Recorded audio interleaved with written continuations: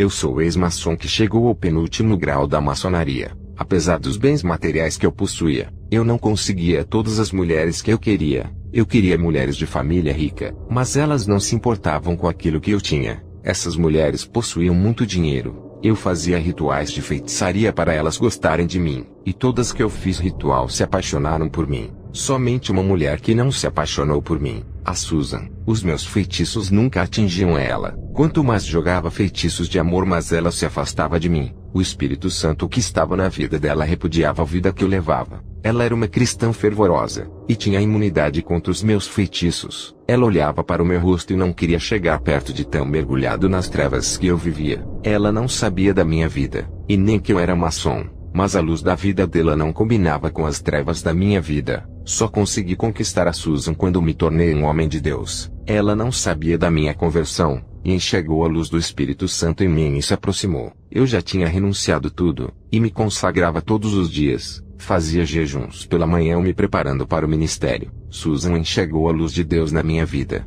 e hoje somos casados e estamos felizes crescendo juntos na graça. Vou relatar a minha caminhada até chegar a Jesus. Morei na Inglaterra, participei da maçonaria escocesa, conheci pessoas importantes como políticos, juízes, médicos, advogados e empresários. Eu era um maçom que fazia rituais satânicos. Eu fazia até reunião dentro da loja maçônica. Eu invocava Satanás para passar informações. Um espírito maligno possuía o corpo da pessoa dentro da loja maçônica e passava uma mensagem do inferno. Vários políticos de partidos rivais estavam juntos na mesma loja, e aquele espírito maligno dizia para eles não brigarem, porque qualquer um que ganhasse estaria a serviços das trevas. Aquele demônio prometeu dar poder e fortuna a todos os políticos que trabalhassem para Satanás. A primeira mensagem daquele demônio que possuía o membro foi de doutrinar os estudantes das universidades e faculdades, construir um grupo de rebeldes usados para os propósitos malignos dentro das escolas e faculdades. Hoje tem muitas faculdades de parapsicologia, biogenia e outras que contradizem a Bíblia. A segunda mensagem foi de fazer lavagem cerebral nas mentes de crianças e adolescentes através dos livros escolares, mentir sobre a criação do mundo e da origem do homem.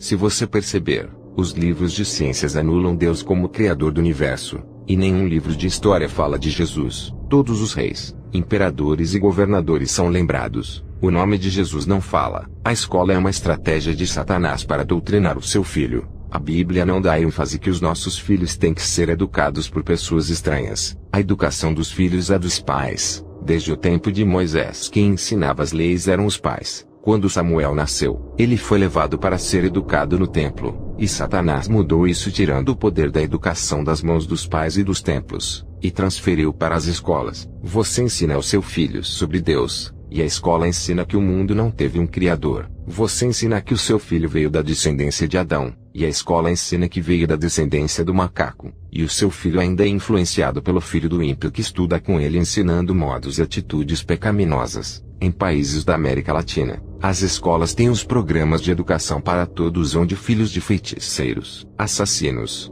ladrões e bêbados são obrigados a estudarem juntos. Todas essas classes de pessoas têm filhos que estudam na mesma escola dos filhos dos cristãos. Eu não estou incluindo esses adolescentes, mas falo do perigo que um filho de um cristão passa dentro de escolas liberais que cedem vagas a todos. Tenho presenciado filhos de cristãos sendo corrompidos pelos filhos dos ímpios. Os pais doutrinam os seus filhos no caminho de Jesus, e quando os colocam na escola os seus filhos se esquecem dos ensinamentos dos seus pais e se transformam em outras pessoas. Essa é a estratégia de Satanás, misturar as crianças cristãs com as ímpias para corromper, e também algumas matérias de escola corrompem a mente, e surgem novos ateus. Aqueles que têm condições financeiras nunca colocarão o seu filho em escolas do governo que aceita toda a espécie de crianças. Tem escolas da América Latina que integram crianças que já foram presas por cometerem crimes. Deus me deu condições para eu matricular o meu filho em uma escola evangélica. E se essa escola não cumprir a obrigação de doutrinar o meu filho na palavra, eu vou tirá-lo e pagar um professor para ensinar ele em casa. Isso se chama proteção da família.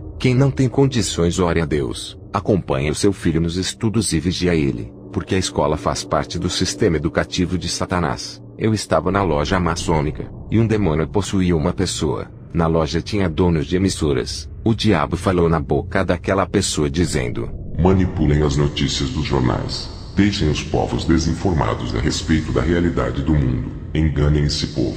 Falem mentiras e formem as opiniões das pessoas. Convençam elas a acreditarem nos jornais. Coloquem jornais criminalistas que falem da crueldade, mortes e roubos. As crianças e adolescentes vão crescer ouvindo esses jornais e vão querer praticar os crimes mais tarde. Até os adultos que assistem esses jornais e estão com vários problemas em suas vidas já estão com muito desgosto das suas situações. Quando eles assistem os jornais criminalistas, são inspirados a fazerem as mesmas coisas. Eles pensam que não tem nada a perder, e pensam em praticarem os mesmos crimes dos jornais. Somos nós quem jogamos pensamentos em suas mentes. Nós os induzimos a fazerem isso quando assistem os nossos jornais. Os crimes no mundo têm aumentado por causa dos jornais. Temos dado várias ideias de como matar uma pessoa. Temos ensinado a esquartejar, esfaquear, atirar, esconder os corpos mortos e enterrar para ocultarem o crime. Tudo isso os nossos jornais ensinam e tem multiplicado no mundo. Temos ensinado o suicídio.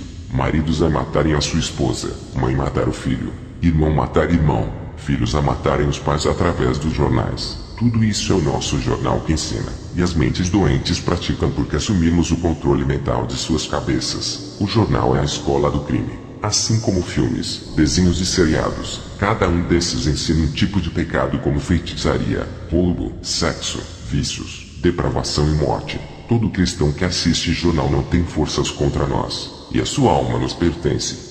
O demônio falou para os donos de revistas famosos que vendem em bancas. Ele disse: fale das modas de roupas para as pessoas comprarem. Falem das nossas invenções. Falem do sexo incentivando para as depravações. Paguem as modelos e atrizes para posarem nuas. Elas serão capas de revistas e símbolos sexuais que incentivarão os homens a comprarem. Quem estava na loja maçônica eram os donos de empresas de fábricas de alimentos. E o demônio disse: façam alimentos contaminados com produtos tóxicos para destruir os órgãos vitais. Fabriquem alimentos cancerígenos e com marcas e símbolos satânicos. Eu aumentarei as suas riquezas. Donos de emissoras de televisão estavam naquela reunião. O demônio pediu para multiplicar os filmes, novelas, seriados, desenhos e programas com sexo, traição, morte, violência, vícios das drogas, homossexualismo e feitiçaria. Em troca, o demônio prometeu aumentar a audiência desses canais. O projeto de Satanás é de destruir toda a humanidade e a igreja através da televisão. Os pastores que fazem programas de televisão são maçons. Eles estavam naquela reunião maçônica. O demônio pediu para esses pastores inventarem novos movimentos sobrenaturais, novos ensinamentos teológicos e novos seminários. Todos ali faziam um pacto de aliança para cumprirem o que Satanás queria. Os pastores recebiam milhões de libras esterlinas da Irmandade para financiarem os projetos satânicos nas igrejas. Eu era amigo desses pastores antes da minha conversão. Esses pastores visitavam igrejas pequenas e ofereciam promessas de fazerem aqueles pastores locais serem famosos e conhecidos. Prometiam fazerem de suas pequenas igrejas megas igrejas. Aqueles pastores da reunião aceitaram a aliança. Eles assinaram um contrato de compromisso e receberam milhões de libras para construírem megas igrejas. Quando as suas igrejas estivessem prontas e cheias de pessoas, eles tinham que arrecadar milhões de libras para pagarem os pastores maçons. Na verdade, o dinheiro era emprestado aos pastores. Eles teriam que trabalhar com a teologia da prosperidade para arrecadarem. Sem esse ensino jamais conseguiriam levantar milhões de libras para pagarem as suas dívidas. Esse grupo de maçons são os financiadores de pequenas igrejas. Eles oferecem livros evangélicos e revistas com seus ensinos para os pastores darem ensinamentos ao povo. Quero dizer aos pastores de pequenas igrejas: não aceitem financiamento da maçonaria. A luz não combina com as trevas. Se vocês fizerem aliança com esses homens, as suas partes será no lago de fogo ardente junto com eles. Eu, quando era maçom, não podia revelar os planos. Eu, como ex-maçom, digo a todos que não revelamos o que somos. Sempre dizemos que somos cristãos e entramos nas igrejas mostrando que vamos ajudar, conseguir títulos de bispos, apóstolos, reverendos e pastores. Isso não é problema para os maçons. Eles têm escolas de teologias e cursos de títulos de cargos. Quando eu estava na maçonaria, o nosso objetivo era o de comprarmos os pastores e colocarmos eles para fazerem programações em rádios. Eu ajudei muitas igrejas pequenas, e em troca eles tinham que ensinar a nossa teologia. Os nossos ensinamentos não falavam contra o pecado e nem incentivavam a se arrependerem para renovarem a aliança com o seu Deus. Financiávamos grandes construções para esses pastores de igrejas pequenas desde que seguissem as nossas diretrizes. Eles não podiam orar para que seu Deus não revelasse as nossas estratégias. Eu tinha uma editora, e fabriquei muitos livros evangélicos cheios de heresias e teologias da prosperidade. Eu pagava aos autores para venderem os seus conhecimentos. Satanás me passou todas as informações necessárias. Em troca ele me enriqueceu. Pode parecer loucura, mas Satanás me propôs uma fortuna em um pacto no cemitério. Ele apareceu para mim como um cowboy e falou comigo. Eu não sabia qual era a sua verdadeira identidade, se era Satã ou outro demônio. Ele se apresentou como Lúcifer. Fizemos um pacto ali mesmo e ele apertou a minha mão. Não era um espírito. Ele disse que uma mala cheia de dinheiro estava na minha casa. Eu corri até em casa e vi uma mala em cima da minha cama. Eu não sei como alguém conseguiu entrar na minha casa e colocar aquela mala cheia de dinheiro ali. E assim eu fiquei rico naquela noite. Abri um seminário de teologia para formar falsos pastores e falsos cristãos ensinando doutrinas sem fundamentos. Eu conheci o verdadeiro evangelho dos apóstolos, mas eu preferia manipular a palavra. Eu fiz faculdade de teologia e mestrado em filosofia cristã, mas eu não acreditava em Deus, e considerava a Bíblia como um livro mitológico. Só acreditaria na Bíblia vendo Deus, por eu não vê-lo. Ignorava. Já nos poderes das trevas eu acreditava por eu ver o demônio. Em um ritual de sacrifício, um ser de capa preta apareceu a todos na loja maçônica. O rosto desse ser estava coberto por um lenço preto. Ele se aproximou de todos. Depois caminhou a certa distância e desapareceu. Os seguranças que ficaram na porta da loja maçônica disseram que não deixaram nenhum estranho entrar em nossa reunião. A segurança da nossa loja era impenetrável. Todas as portas estavam fechadas, e aquele ser conseguiu entrar lá dentro como algo invisível. Todas as informações que os demônios passavam para nós era cumprido. Um demônio que nunca se revelou para ninguém. Ele disse o seu nome somente a mim. O seu nome era 7 Lua Cheia. Ele era o dono de 7 autoridades e me deu todas elas. Fiquei 7 anos fazendo esforço para conseguir as 7 autoridades. Cada ano de sacrifício eu consegui uma dessas autoridades. O primeiro ano que consegui a primeira autoridade foi no ano de 1990. Eu consegui o dom da prosperidade. Todas as pessoas que chegavam a mim eu cobrava um valor da consulta e colocava as minhas mãos sobre ela. Pessoas conseguiram entrar em grandes empresas. Outras se tornaram empresárias. Teve pessoas que subiram de cargos em suas empresas. Um cristão que estava com a sua loja de roupas quase falida me consultou. Em poucos meses a sua loja começou a vender, e o seu lucro aumentou fazendo abrir mais lojas. Ele não cria no Deus que servi e foi procurar o meu.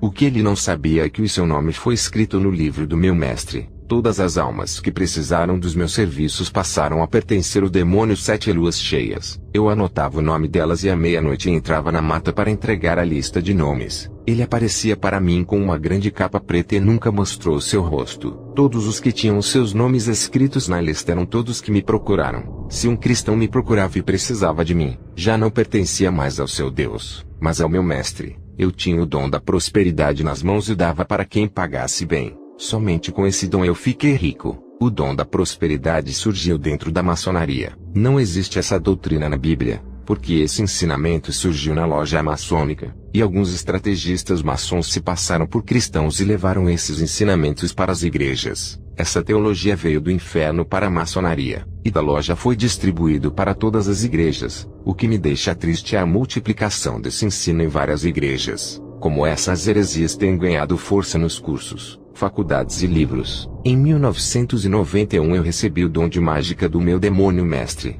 Ele apareceu para mim e me ensinou a sua mágica. Eu fazia objetos voarem, pessoas levitarem, entortava alumínio, colher e pregos pelo poder da mente. Ganhei muito dinheiro fazendo essas coisas e mais clientes. Eu poderia ser um grande mágico, mas quem é da maçonaria não pode se revelar. Então eu fiquei fazendo grandes números em ocasiões particulares. Em 1992 eu recebi o dom da cura. O demônio apareceu a mim e jogou um óleo de ervas em cima da minha cabeça e por todo o meu corpo. Eu fui ungido por ele e levantado como o guerreiro das trevas. Assim como Deus unge os seus, o diabo também unge os dele. Eu recebi o dom da cura e realizei grandes milagres. Ganhei muito dinheiro. Curei pessoas de câncer, AIDS e doenças incuráveis. Eu fazia mais coisas do que a igreja da cidade não fazia. Os povos saíam enfermos das igrejas e me procuravam. Eu as curava de todo o mal. Eu cobrava para restaurar as suas saúdes. Igrejas que fazem um milagre e cobram pela cura fazem a mesma coisa que eu fazia no passado.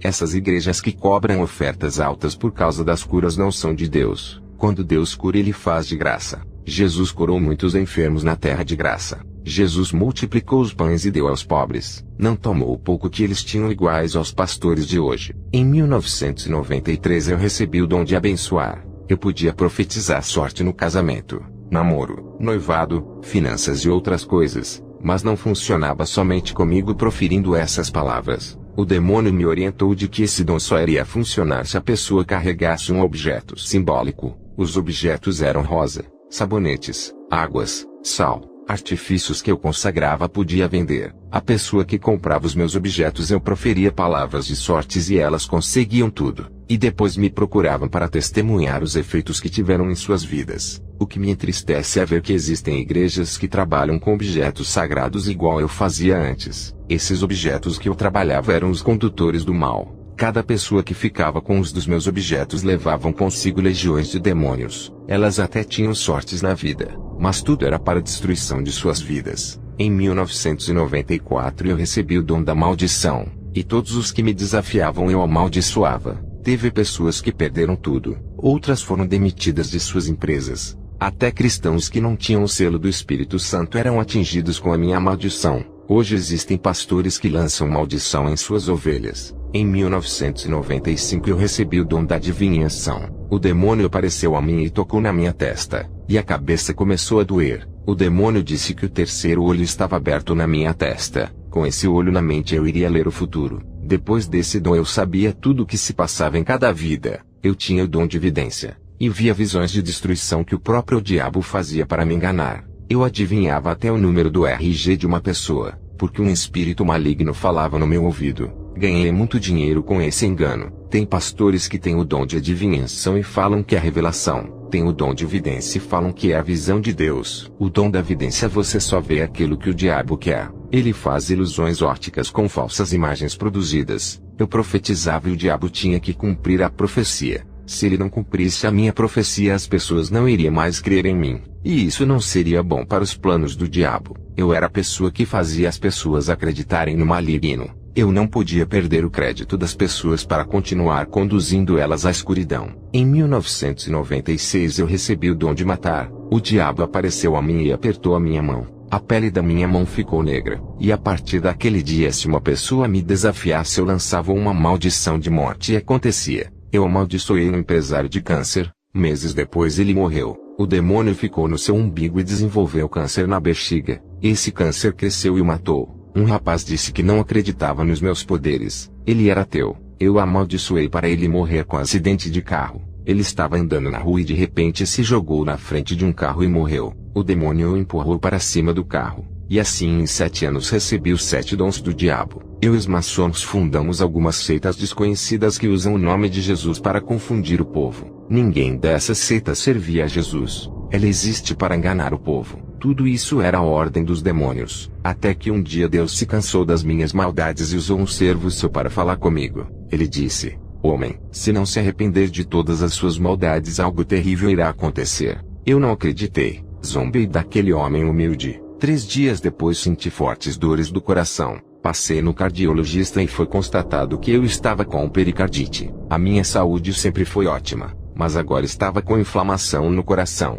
Em uma sexta-feira à noite eu estava deitado e senti dores fortes no peito. Lembrei-me das palavras daquele cristão. Comecei a me lembrar de Deus e pedia para Ele não me deixar morrer. Eu tinha medo de deixar a minha riqueza. Eu era casado e não tinha filhos. Nunca acreditei em Deus. E naquele momento tive fé. Pedi misericórdia para Ele. E estava disposto a largar o ocultismo. Aquela dor no peito intensificou, me fazendo ter um apagão. Tudo foi paralisado, até os órgãos vitais não funcionavam. Eu não tinha nenhum sinal de vida, e o meu espírito estava perto do corpo. Ele era o que dava vida ao meu corpo. Tirou ele de mim, o corpo tombou. Uma luz desceu do céu parecendo uma grande estrela e parou perto de mim. Era o anjo de Deus. Como ele resplandecia! Imagine a glória de Jesus. O anjo disse: Deus ouviu o seu pedido de misericórdia e a sua promessa de largar o ocultismo. Isso foi no ano de 2015 quando tive esse arrebatamento. O anjo disse: venha comigo. e me conduziu a um caminho largo. Essa estrada tinha muitas cobras, aranhas e bichos mortos. Chegamos a um portão negro e uma frase estava escrito: "Bem-vindo ao inferno". Fiquei arrepiado, pois não sabia que esse lugar existia. Eu pensava que isso existia apenas na mitologia grega e hebraica. Até o céu eu pensava que era folclore grego, os Elísios. O meu medo de morrer consistia em deixar de existir e nunca mais viver. Nunca imaginei que existisse um lugar eterno. Aquele portão se abriu, e um vapor veio em minha direção. Um calor insuportável quase me derreteu. Eu creio que o anjo não permitiu que nenhum dano acontecesse comigo. A sua presença evitou que os efeitos do calor me afligissem. A primeira pessoa que vi no inferno foi Albert Pike, um dos satanistas famosos que também foi da maçonaria. Eu vi o ator Noriyuki Pet Morita sendo atormentado pelos demônios, e também o ator Jaime Zaveri que sofria no tormento. Os demônios esmagavam eles e arrancavam as suas peles. Eu vi o ator Patrick Swayze também em grande tormento. O fogo o consumia e os demônios os torturavam. Também vi cantores de rock. O baixista Paul Grohe tocava e os seus dedos estouravam. As carnes do seu corpo caíram. Ele tocava eternamente. A mesma coisa acontecia com o guitarrista Gary Moore que passava pelos mesmos sofrimentos. Que terrível situação esses cantores e tocadores passam. Eu vi o cantor Joey Ramone que cantava até as cordas vocais estourarem. Ele já não tinha mais voz. Apenas um apito saía da sua boca. Esse processo será assim eternamente. Fui para outra sessão, e vi os demônios fazendo reuniões sobre a política. Eles queriam colocar no poder para governar os políticos que fizeram pacto com eles. Os demônios usam homens ricos e poderosos do mundo para controlarem todos os seus planos. Esses homens de grande influência política obedecem às ordens desses demônios. Vocês que são cristãos e desejam entrar na política não façam isso. Os demônios estão no poder. Os demônios têm usado os políticos para legalizar o aborto, casamento gay, liberação das drogas e outras aberrações. Tudo no inferno é planejado em reuniões para destruir a humanidade. Embora a Bíblia diga que Deus instituiu as autoridades governamentais e que os poderes desses governantes foram dados por Deus para governar o povo, muitos têm usado os seus poderes e influências dadas por Deus para trabalharem para as trevas e oprimirem o povo. Deus deu autoridade para os políticos, mas eles a quem escolhem se vão usar para o bem ou para o mal. Muitos se vendem para o diabo através dos pactos. Satanás é o príncipe desse mundo e dá o seu reino para quem ele quer, pois o mundo já é do maligno. Alimentos que deixam o homem e a mulher estéril. Eu vi uma química que estava sendo injetada nos alimentos que afetava os hormônios deixando estéril. No inferno observei multidões de evangélicos. Eu nunca vi tanto cristão. A primeira classe de evangélicos que o anjo me mostrou era dos cristãos que não tinham autodomínio. Eles não tinham regras de vida e seduziam mulheres casadas. Esses cristãos eram maliciosos e seduziam as mulheres da igreja. Essa foi a primeira classe. Eles eram devassos, imorais, espalhadores de suas más fama e pedras de tropeço. Fomos para a segunda classe de cristãos. Esses eram agressivos, não aceitavam a correção pelos seus erros. Tratavam seus pastores mal e se tornaram inimigos daqueles que não concordaram com os seus modos de vida. O anjo me levou até a terceira classe de cristãos. Esses eram impuros, pensamentos maliciosos e corações cheios de sensualidade. A quarta classe onde o anjo me levou, eu vi os profanadores que corromperam o que é sagrado. Eles misturaram o que é santo com as profanações do mundo, mancharam a pureza dos cultos com heresias e colocaram abominações dentro da casa de Deus. Profanaram o altar, sujaram a santidade da liturgia. Fui levado à quinta classe de cristãos. Esses eram ambiciosos com bens materiais para satisfazerem os seus desejos. Eles eram capazes de qualquer coisa para conquistarem tudo o que queriam, mesmo que isso fosse prejudicar o próximo para ficarem em seu lugar. Inventaram mentiras para roubarem uma vaga de emprego. Disseram calúnias para serem beneficiados ou promovidos. Esses eram egoístas que tinham amor excessivo a eles mesmos. Não se importavam com ninguém, só pensavam em si. Fomos para a sexta classe onde estão os cristãos que fizeram de suas igrejas uma zona de guerra. Causaram dissensões, não concordavam com o ensino da santidade do pastor. Esses criaram facções para atacarem a igreja e gostavam de conflitos. Eles viviam afastados dos santos irmãos que obedeciam a palavra de Deus. Fomos para a sétima classe onde estão os cristãos que disputavam cargos de igrejas chegando a querer prejudicar o outro. Alguns deles queriam tomar o lugar do pastor invejando ele. Outros torciam para alguns saírem da igreja para ocuparem os seus cargos. Fomos para a oitava classe onde estão os cristãos trapaceiros. Eles fraudavam documentos, Enganavam as pessoas nos negócios e levavam vantagens. Vendiam mercadorias frágeis para enganar. Eram gananciosos com suas vontades de terem tudo. Mesmo que não precisassem de dinheiro, queriam acumular. Fomos para a nona classe, onde estão os pastores ladrões. Roubaram dinheiro escondidos e desviaram grandes quantidades de dinheiro para suas contas. O pastor fundador confiou o cargo para o seu amigo pastor. Ele roubou o dinheiro da igreja e o seu pastor não sabia. Quando ele morreu, foi homenageado como celebridade pelo pastor presidente que confiava nele. E nunca soube do desvio de dinheiro que o seu amigo fez da igreja. Povo de Deus, não queiram fazer parte de um desses grupos. Não queiram ir para um desses vales através da classificação dos seus pecados. Não vá para o inferno. Façam de tudo para não caírem nesse lugar tenebroso e ficarem presos ali eternamente. Se esforcem no caminho de Jesus. Não brinquem de serem cristãos. Nem caiam na moda gospel de servir a Deus. Eu vi cristãos gospel no inferno. E todos aqueles que seguiram a moda gospel de ser cristão, que é estar na igreja e com as mãos agarradas ao mundo servindo a dois senhores ao mesmo tempo. Para o evangelho gospel não existe separação com o mundo. O reino deles é ter dinheiro. Isso é o paraíso celestial que a Bíblia fala para eles. No evangelho gospel a pessoa só vence se conseguir muito dinheiro e fama. Sem isso é um derrotado. Esse evangelho produzido é da maçonaria, dando muito prejuízo à igreja e levando muitos cristãos ao inferno. Eu sei disso porque fui maçom. E criamos esse evangelho na terra. Invertemos tudo. A Bíblia fala que quem perseverar até o fim será salvo, e passará para a eternidade e conseguirá o galardão. Mas a maçonaria que controla o mundo gospel fez a doutrina de que não precisamos nos preocupar com a eternidade, e que temos que nos preocupar com as coisas materiais na terra, porque o nosso galardão e o nosso céu são aqui na terra. Qualquer igreja que convida o cantor gospel ou o pregador gospel está com aliança com as trevas. Não convidem eles para as suas igrejas. São maldições criadas pela maçonaria para corromper o evangelho e fazer a palavra de negócio. Quantos pastores convidam esses cantores e pregadores estrelas para encherem as suas igrejas? Isso é uma grande armadilha criada da maçonaria.